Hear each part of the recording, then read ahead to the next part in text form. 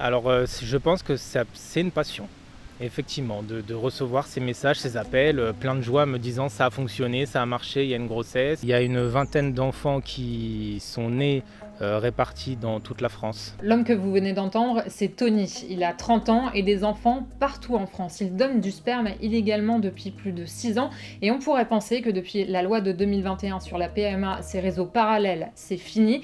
Mais non, j'ai mené l'enquête, je vous raconte. En fait, il y a trop de demandes et pas assez de dons de sperme. C'est pour ça que ce marché parallèle dont je vous parlais prospère actuellement, mais ça pose pas mal de problèmes sanitaires, éthiques et juridiques.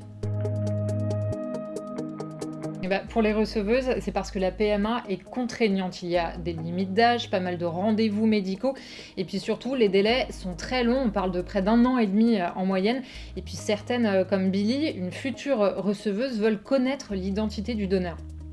Qu'il soit d'accord, voilà, pour donner, des infos sur lui, des photos et aussi toute sa généalogie, que ça puisse être suivi et que voilà, si l'enfant a besoin plus tard de le rencontrer, qu'il soit OK pour ça. Nous, on était dans une démarche où on voulait un donneur qui soit connu, en tout cas non anonyme, et en France, c'est pas encore le cas, car on est encore sur des stocks, où c'est des donneurs, anonymes. Donc ça, c'est jusqu'en 2025, il me semble. Jusqu'au 1er avril 2025 précisément. Après, les donneurs ne seront plus anonymes. Les donneurs, justement, s'ils donnent, c'est pour plusieurs raisons. L'altruisme, déjà, la volonté d'aider des personnes à avoir leur propre famille. Et parfois, il y a d'autres raisons plus personnelles, comme Tony, donneur donc depuis 6 ans. Initialement, c'est mon propre désir d'enfant qui ne peut pas trouver de réponse, enfin, en tout cas pas facilement, parce que je suis gay. Le vrai problème, c'est que des hommes utilisent ce système par malveillance. Ils attirent en fait les femmes avec leur don de sperme pour pouvoir coucher avec elles, des femmes en détresse. Ce site-là, sur lequel je suis inscrit, je l'ai découvert par un pote qui justement y allait pour avoir des relations sexuelles extra-conjugales. Et donc oui, c'est très massif, malheureusement, des hommes qui y vont pour avoir un rapport sexuel facile. Là, plutôt que de se tourner vers la prostitution, du coup, plusieurs associations nous disent même que depuis la loi sur la PMA, la majorité des hommes qui sont sur ces plateformes, ils sont uniquement pour le sexe. C'est assez facile, il suffit de taper des mots-clés sur Google ou Facebook et assez rapidement on tombe sur des groupes ou des sites. J'ai infiltré un de ces groupes, il y a 1 millier de personnes dessus et surtout c'est très actif, il y a des dizaines de messages par jour. Les annonces sont assez détaillées, tu précises d'où tu viens, quel est ton projet, ton âge et sur le site il y a même des avis. Alors pas de notes quand même, on n'en est pas là, mais on peut voir que certains profils ont des commentaires très élogieux et nombreux, ce qui sous-entend qu'ils ont donné plusieurs fois dans leur vie. En tout cas, une fois que tu postes un message, les réponses s'enchaînent assez vite. Ça, c'est ce que nous raconte Billy, qui a posté il y a quelques jours son annonce. On a déjà eu des réponses. Moi, je suis donneur de tel département.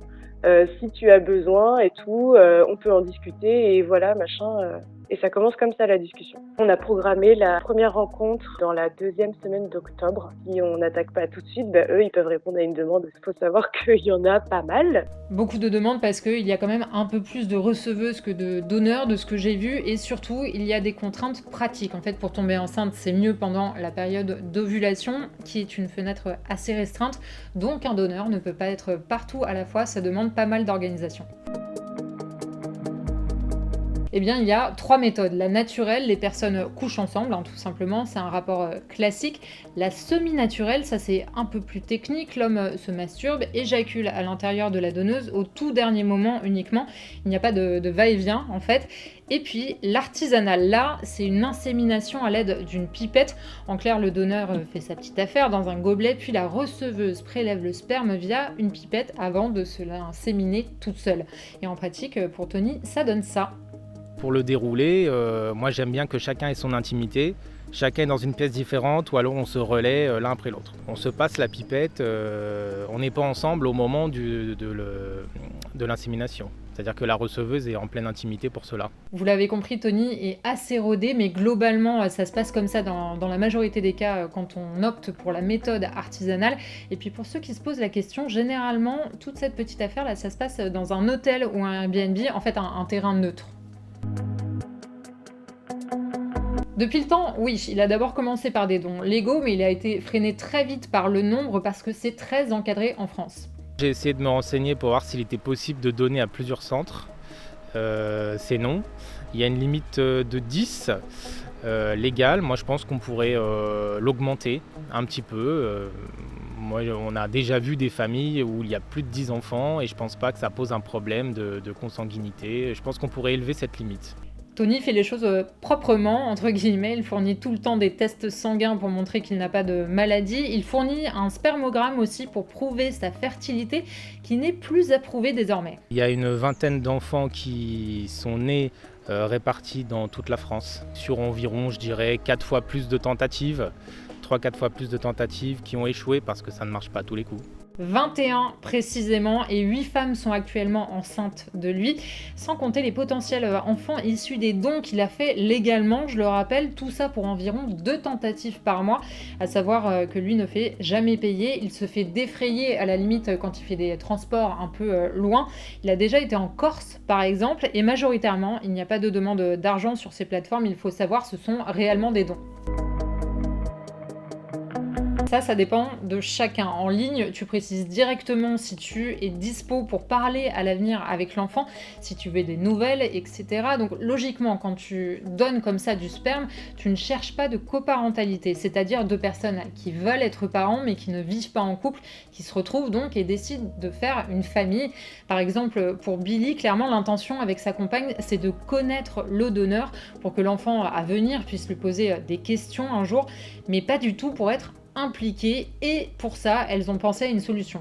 Je voulais aussi, dans nos critères, c'était que ce soit déjà un papa, qu'il ait déjà eu des enfants, un peu pour se protéger aussi, pour dire, bon, au moins, il n'essaiera rien du tout, même si c'est bon, je pense pas du tout dans son avantage de venir après nous dire, bon, en fait, c'est mon enfant, je pense pas, mais... Le problème, il est avant tout sanitaire. Ça, c'est ce qui inquiète le docteur Michael Acopian, chef de service de la médecine de reproduction au CHU de Nancy. C'est un risque médical de transmission soit d'IST, c'est-à-dire de maladies bactériennes ou virales, soit qui vont donner des infections localisées, notamment dans le cadre bactérien, soit des infections type hépatite ou VIH. Plus avec des infections de cadre plus général. Donc il y a le cadre effectivement les risques médicaux. Il y a aussi des problèmes génétiques. Si la loi en France limite à 10 le nombre d'enfants par donneur, ce n'est pas pour rien, c'est pour éviter les risques de consanguinité. Un problème de filiation. Ensuite, à tout moment, d'un côté ou de l'autre, une reconnaissance de paternité peut être demandée. Ça veut dire pension alimentaire et héritage pour le donneur et perte en partie de la garde pour la receveuse.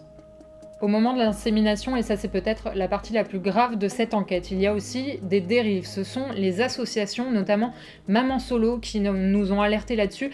Parfois, il y a des agressions sexuelles, voire des viols, parce qu'au dernier moment, alors que la méthode artisanale dont on a parlé tout à l'heure avait été choisie, eh bien le donneur revient dessus et force la receveuse à un rapport.